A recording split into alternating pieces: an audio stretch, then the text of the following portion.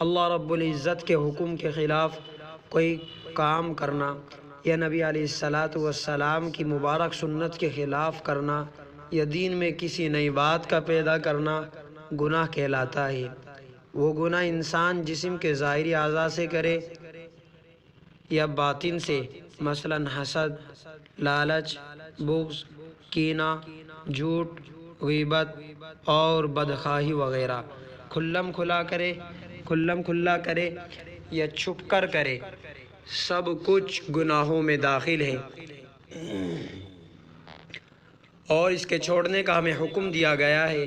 ارشاد باری تعالی ہے وَذَرُوا ظَاهِرَ الْإِثْمِ وَبَاطِنَهُ، اور چھوڑ دو کھلا ہوا گناہ اور چھپا ہوا گناہ۔ گناہ کا آغاز مکڑی کے جالے کی طرح کمزور ہوتا ہے اور انجام جہاز کے لنگر کی طرح مضبوط ہوتا ہے۔ شروع میں تو انسان سوچتا ہے کہ ایک دو بار گناہ کر کے پھر چھوڑ دوں گا، مگر آج اور کل کرتے کرتے گناہ کی عادت اتنی پختہ ہو جاتی ہے کہ بعد میں چھوڑنا مشکل ہو جاتا ہے۔ گناہ آکاش بیل کی طرح ہوتا ہے جو انسان کو اپنی لپیٹ میں لے لیا کرتا ہے۔ آپ نے بعض درختوں پر پیلی سی بیل دیکھی ہوگی، وہ اس پورے درخت کو اس طرح اپنے قابو میں لے لیتی ہے کہ درخت کی نشو و نما رک جاتی ہے۔ اسی طرح گناہ کرتے کرتے انسان کی روحانی نشو و نما رک جاتی ہے۔ گناہ کی مثال ناسور کی مانند ہے۔ ناسور اگر رہے تو تکلیف دیتا ہے اور اگر علاج نہ کرے تو وہ بڑھتا چلا جاتا ہے۔ یہ گناہ انسان کے روحانی لباس پر دھبے ہوتے ہیں۔ جیسے انسان کو ظاہر کے لباس پر دھبا اچھا نہیں لگتا، اسی طرح اللہ تعالیٰ کو روحانی لباس داغدار اچھا نہیں لگتا۔ ہر چیز کے اندر کوئی نہ کوئی تاثیر ہے۔ گناہ کے اندر یہ تاثیر ہے کہ انسان کو اس سے ندامت ملتی ہے، شرمندگی محسوس ہوتی ہے۔ یوں سمجھ لیجئے کہ دو باتیں لوہے پر لکیر کی مانند ہیں۔ گناہ سے انسان ندامت پاتا ہے اور نیکی سے انسان سلامت پاتا ہے، اس کو سلامتی حاصل ہوتی ہے۔ اگر ایک انسان کتنی ہی کامیابی کے ساتھ گناہ کیوں نہ کرے، اسے کوئی سمجھانے والا یا منع کرنے والا نہ ہو، گویا گناہ کے تمام اسباب مہیا ہو اور وہ من مرضی سے گناہ کرے، پھر بھی گناہ اس شخص کے لیے دنیا و آخرت کی ندامت کا باعث بنتا ہے۔ اس لیے ہمارے اکابر نے فرمایا کہ مومن گناہ کو ایسے سمجھتا ہے جیسے کوئی بچھو ہوتا ہے۔ آپ دیکھتے ہیں کہ بچھو چھوٹا ہو یا بڑا، ہر کوئی اسے دیکھ کر ڈر جاتا ہے۔ آپ نے کبھی کسی ایسے آدمی کو نہیں دیکھا ہوگا جو اپنے ہاتھ میں بچھو پکڑنے کی کوشش کر رہا ہو، اس لیے کہ بچھو چھوٹا ہو یا بڑا اس میں زہر ہوتا ہے۔ اسی طرح گناہ چھوٹا ہو یا بڑا، بہرحال اس میں ندامت ہوتی ہے۔ ہمارے مشائخ کے نزدیک گناہ انگارے کے مانند ہے۔ انگارہ چھوٹا ہو یا بڑا، ہاتھ لگانے سے ہاتھ کو جلاتا ہے، بلکہ اگر چھوٹے انگارے سے غفلت برتی جائے تو بعض اوقات بھڑک اٹھتا ہے اور آگ لگا دیتا ہے۔ اس لیے حضرت عبداللہ بن عباس فرمایا کرتے تھے کل ما نہی عنہ فہو کبیرہ، ہر وہ کام جس سے شریعت نے بچنے کا حکم دیا ہے وہ کبیرہ گناہ ہے۔ شیطان انسان کی نگاہوں میں گناہوں کو ہلکا کر کے پیش کرتا ہے۔ یہ قرآن میں بھی فرمایا گیا کہ وہ زیب و زینت اور اس کے اوپر خوب اچھے سے اچھی تزئین کاری کر کے انسان کے سامنے شیطان اس گناہوں کو پیش کرتا ہے، ان گناہوں کو کے کام کو کہ کچھ بھی نہیں اور خوبصورت بنا کر پیش کرتا ہے۔ یہ اس کا ایک بڑا وار ہے۔ وہ گناہ کے بارے میں دل میں خیال ڈالتا ہے کہ یہ گناہ تو اکثر لوگ کرتے ہی رہتے ہیں، یہ تو ہو ہی جاتا ہے، اس سے بچنا تو بہت مشکل ہے۔ آج کل تو بے پردگی بہت عام ہے، اس لیے نگاہوں کو بچانا بہت مشکل ہے۔ ایسی انسان کو شیطان پٹیاں پڑھاتا ہے۔ شیطان انسان کی نگاہوں میں ان گناہوں کو اس لیے چھوٹا کر کے پیش کرتا ہے تاکہ وہ کرتا ہی رہے۔ اسی لیے فاسق گناہ کو ایسے سمجھتا ہے جیسے کوئی مکھی بیٹھی تھی اور اس کو اڑا دیا، جبکہ مومن بندہ گناہ کو ایسے سمجھتا ہے جیسے سر کے اوپر کوئی پہاڑ رکھ دیا گیا ہو۔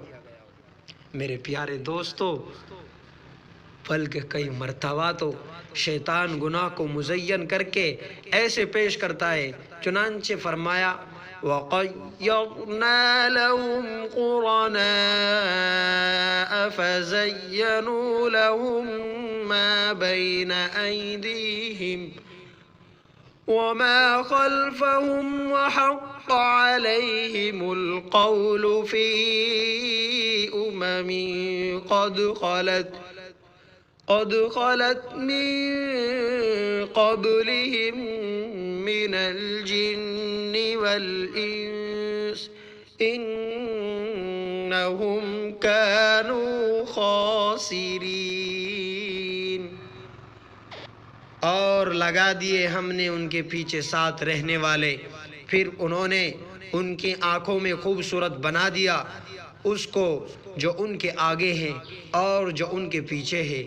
ٹھیک پڑ چکی ان پر عذاب کی بات ان فرقوں کے ساتھ جو گزر چکے، ان سے پہلے جنوں کے اور آدمیوں کے بے شک گروہ تھے اور وہ سب خسارہ پانے والے ہیں یقیناً۔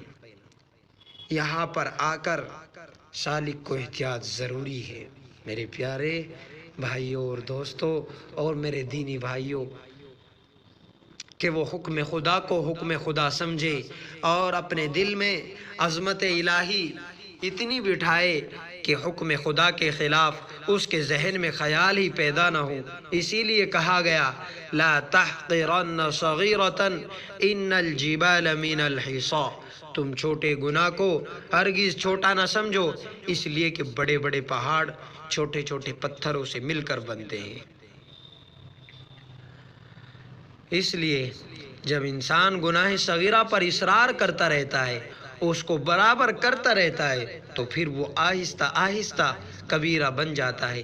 صحابہ کرام رضوان اللہ تعالی علیہ مجمعین کے اندر ایک قول بہت مشہور تھا، اکثر صحابہ گفتگو کے دوران وہ قول ایک دوسرے کے سامنے پڑھا کرتے تھے۔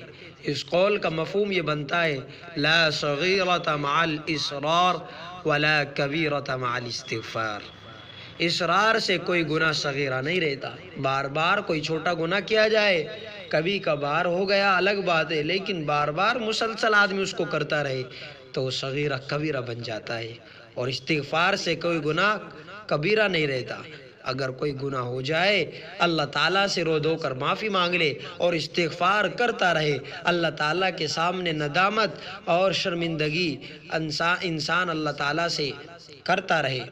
اللہ تعالیٰ فرماتے ہیں وَتَحْسَبُونَهُ هَيِّنًا وَهُوَ عِندَ اللَّهِ عَظِيمٌ، سورہ نور 25 نمبر آیت ہے، اور تم اس کو ہلکا سمجھتے ہو حالانکہ اللہ کے نزدیک یہ بہت بڑی بات ہے۔ بہت سی مرتبہ انسان کسی گناہ کو چھوٹا سمجھ رہا ہوتا ہے لیکن اللہ کو وہ بہت غصہ دلانے والا ہوتا ہے۔ اس لیے میرے پیارے بھائیوں، آپ گناہوں سے ہم سب کو، مجھے بھی اور آپ کو بھی اور سبھی انسان اور سبھی مسلمانوں کو گناہوں سے بچ کر زندگی گزارنے کی ضرورت ہے۔ بنی اسرائیل میں ایک راہب تھا، ان کا نام داموس تھا، ان کے علاقے میں خشک پہاڑ تھے، ان پر سبزے کا نام و نشان بھی نہیں تھا۔ ایک مرتبہ وہ اپنے گھر سے باہر نکلے تو ان کی نظر پہاڑ پر پڑی، دل میں خیال آیا کہ اگر یہاں آبشاریں ہوتی، مرغزاریں ہوتی، درخت ہوتے تو کتنا اچھا منظر دکھائی دیتا۔ اب اگرچہ انہوں نے اپنے دل و دماغ میں یہ بات سوچی تھی، مگر جو زیادہ مقرب ہوتے ہیں، جو اللہ کا جتنا زیادہ پیارا ہوتا ہے، اللہ کو جتنا زیادہ محبوب ہوتا ہے، اللہ کا جتنا چاہتا اور لاڈلا ہوتا ہے، ان کی چھوٹی باتوں پر بھی پکڑ آ جاتی ہے۔ لہٰذا ان پر اللہ رب العزت کی طرف سے عتاب ہوا اور دل میں یہ بات القاء ہوئی، اب تم نے بندگی چھوڑ دی اور ہمارے مشیر بن گئے، ہمیں ہی مشورے دینے والے بن گئے، اب تمہیں ہماری تخلیق میں نقص نظر آتا ہے، کمی نظر آتی ہے۔